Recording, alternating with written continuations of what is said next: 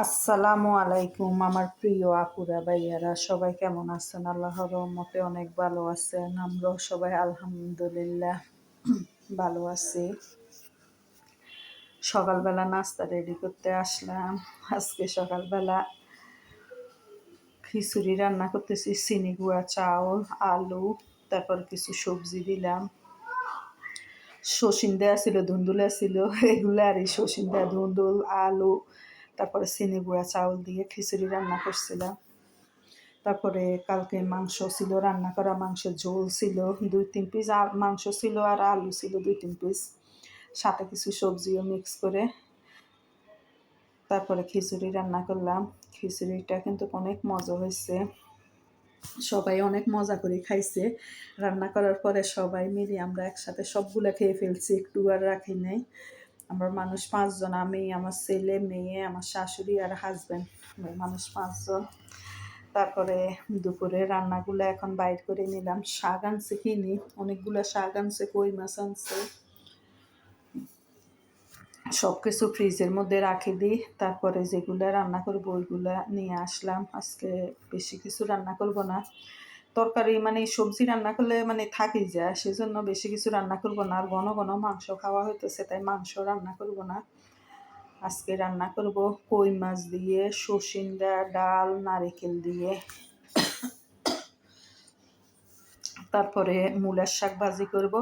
আর লইট্টা মাছ আছে ফ্রিজের মধ্যে, মানে লইট্টা মাছ ফ্রিজের মধ্যে অনেকদিন থাকলে মাছের কোনো স্বাদ থাকে না। লইট্টা মাছ আনছে 3 কেজি, 3 কেজি 3 দিন রান্না করে নিচ্ছি। আর বেশি দিন যদি লইট্টা মাছ ফ্রিজে থাকে, লইট্টা মাছের স্বাদও নাই, তার মধ্যে খাইতেও ভালো লাগে না। সেজন্য লইট্টা মাছ রান্না করে ফেলবো আজকে, তাহলে আর মানে থাকবে না ফ্রিজে। আর আমাদের নোয়াখালীর মানুষরা আমরা একটু নারিকেল তরকারিটা বেশি খাই, সত্যি কথা বলতে। এখন আবার খায় না কেউ, এখন মানে ম্যাক্সিমাম মানুষ শহর থেকে গ্রামে যায় বা গ্রাম থেকে শহরে আসে, এখন নারিকেল খাওয়া ভুলে গেছে। কিন্তু নারিকেলটা আমার বাসার মধ্যে প্রচুর খায়। নোয়াখালীর থেকে নারিকেল আনে আমাদের। আর যে সময় কেউ থাকে না, আনার মতন লোক থাকে না, আর আমাদের বেশি যাওয়া হয় না নোয়াখালীতে।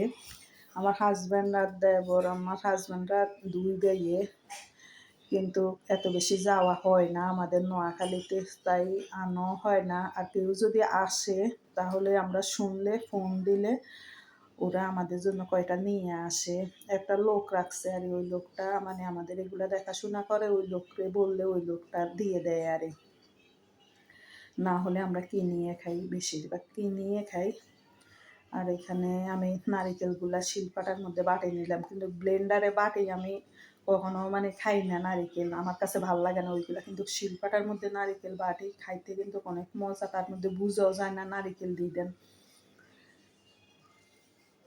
এখানে আমি 1 চুলায় ভাত, 1 চুলার মধ্যে তরকারি, 2 চুলায় 2টা বসাই দিলাম। আর এখানে মূলার শাক ভাজি করতেছি। মূলার শাকগুলো আগে দিয়ে লবণ দিয়ে সিদ্ধ করে নিলাম। আর এখন এখানে পেঁয়াজ, রসুন, তারপরে হচ্ছে লাল মরিচ ভাজি করে তারপরে মূলার শাকটা দিয়ে দিলাম। মূলার শাক আগে দিয়ে আমি সিদ্ধ করে নিছি লবণ দিয়ে, সেজন্য এখন আর লবণ দিব না। আর সরিষার তেল দিয়ে ভাজি করলে বেশি ভাল লাগে।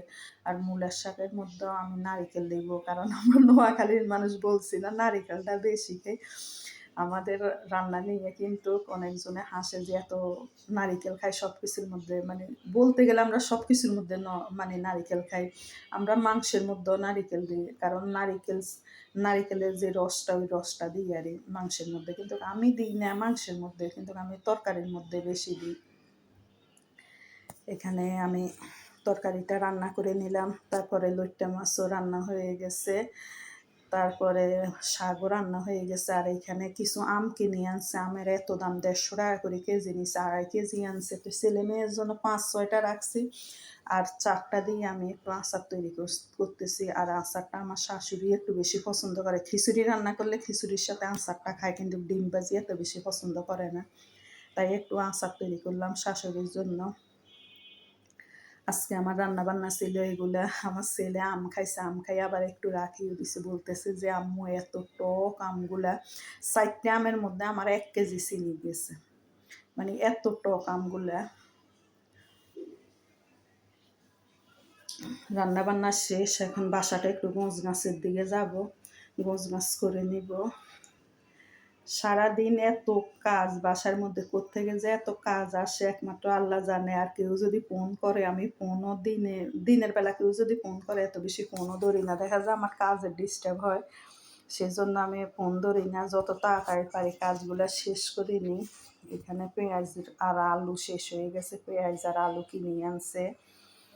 আস্তে আস্তে সব কিছু কমপ্লিট করে নিলাম কাজকর্ম। সন্ধ্যার সময় নাস্তা দিব। এখানে মোগলাই আনছে কিনে, জিলাপি কিনে আনছে, বাসার মধ্যে তরমুজ ছিল, আর আমি একটু সেমাই রান্না করলাম নারিকেল আর দুধ দিয়ে। আজকে আমাদের নাস্তা এগুলি।